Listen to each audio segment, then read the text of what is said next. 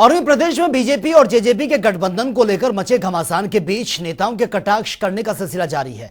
BJP और JJP के नेता एक दूसरे पर तीखे प्रहार करने में जुटे हैं। दोनों पार्टियों के नेता गठबंधन के नफा नुकसान बताने में जुटे हैं। गठबंधन को लेकर पूर्व केंद्रीय मंत्री चौधरी बीरेंद्र सिंह से खास बातचीत की हमारे संवाददाता स्पष्ट शर्मा ने, वो देख लेते हैं। हरियाणा बीजेपी के वरिष्ठ नेता और पूर्व केंद्रीय मंत्री चौधरी बीरेंद्र सिंह हमारे साथ बात करने के लिए मौजूद हैं। इन दिनों हरियाणा में गठबंधन को लेकर लगातार बयानबाजी देखने को मिलती हुई नजर आ रही है। बीजेपी के बड़े सीनियर नेता हैं, समझने की कोशिश करते हैं। उचाना सीट को लेकर भी लगातार जो बयानबाजी है वो देखने को मिल रही है। सर, पहले प्रभारी का बयान आता है, फिर दूसरी तरफ से दुष्यंत चौटाला का बयान आता है। दोनों तरफ से फ्रंट फुट पर बल्लेबाजी चल रही है। बतौर सीनियर नेता किस तरीके से आप समझ रहे हैं सर इसको? वैसे फ्रंट फुट पे बल्लेबाजी करना ठीक होता है, बैक फुट पे करोगे तो कैच के चांसेस ज़्यादा हो जाते हैं। ये क्रिकेट का भी रूल है।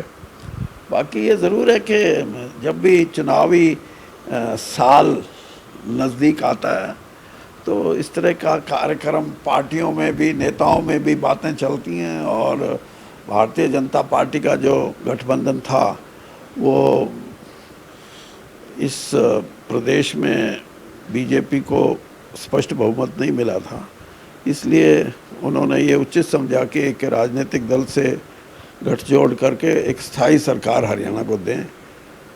उस संदर्भ में 3.5 साल से ज़्यादा हो गए, 3.25 साल हो गए हैं। तो कहीं ना कहीं जब मैंने जैसे कहा कि चुनाव नज़दीक आता है तो ये स्पेकुलेशन भी होती है कि गठबंधन रहेगा नहीं रहेगा, आगे 5 साल के बाद चुनावी गठबंधन होगा नहीं होगा।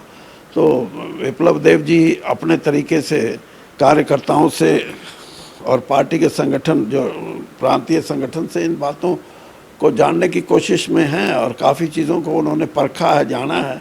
और इसलिए उनकी जो सोच है वो यही लगती है कि गठबंधन से पार्टी को कोई बड़ा लाभ आगे मिलने वाला नहीं। इसलिए वैसे भी भारतीय जनता पार्टी एक सशक्त पार्टी बनी है पिछले 10 साल में, और अब वो पार्टी नहीं है जिसको कहते थे ये 4 जीतेंगे एमएलए, 6 जीतेंगे। अब एक मजबूत पार्टी है और उसकी इतनी क्षमता है कि अकेले चुनाव लड़के वो चुनावी राजनीति में स्पष्ट बहुमत ले सकती है। लोकसभा चुनाव जो है आप पहले नज़दीक देखने को मिलते हुए नजर आएंगे और उसके बाद विधानसभा चुनाव देखने को मिलते हुए नजर आएंगे। आपका सर इतना लंबा चौड़ा अनुभव है, कांग्रेस में आप थे, बीजेपी में जो है उसके बाद आप हैं। किस तरीके से आपके व्यक्तिगत अनुभव के तौर पर अगर हम समझने की कोशिश करें कि जननायक जनता पार्टी के साथ गठबंधन जो है क्या ये ज़रूरी है, नहीं होना चाहिए? क्योंकि अगर सरकार की बात करते हैं तो निर्दलीय विधायकों के समर्थन से भी कहीं ना कहीं सरकार जो है देखने को मिलती हुई नजर आएगी।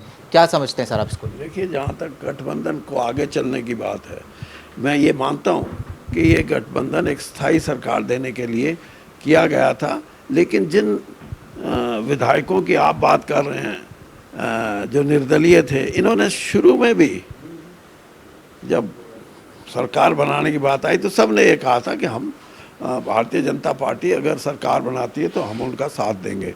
और आज भी वही परिस्थिति है कि जितने भी निर्दलीय एमएलए हैं वो सब साथ देने के लिए हैं और दें भी गए। और मैं तो ये भी कहता हूँ कि गठबंधन ना भी रहे तो बहुत से गठबंधन के जो विधायक हैं वो भी साथ देंगे सरकार का, क्योंकि जहाँ तक जेजेपी की लीडरशिप है वो अपने विधायकों को वो न्याय नहीं दे सकी। लोगों को तो न्याय दिया ही नहीं, जो उनकी तो इच्छाओं के विरुद्ध काम किया। लेकिन एमएलएज को जो न्याय मिलना चाहिए था, उनको कहीं मिनिस्टर बनाते, कहीं चेयरमैन बनाते, कहीं जो विभाग जिनको सिर्फ खुद डिप्टी चीफ मिनिस्टर लेके बैठे हैं, उन विभागों को अपने एमएलएज को मिनिस्टर के रूप में देते, तो ये परिस्थिति नहीं होनी थी। आज परिस्थिति उल्टी है। आज विधायक, और वो भी बहुत बड़ी संख्या में, मैं कहता हूँ 2-3 की बात तो मैं नहीं करता, बाकी सब विरोध की मुद्रा में है। तो ये पूर्व केंद्रीय मंत्री चौधरी बीरेंद्र सिंह जी थे जो जनता टीवी से खास बातचीत कर रहे थे। कैमरामैन मोनू चौहान के साथ स्पर्श शर्मा, जनता टीवी, दिल्ली।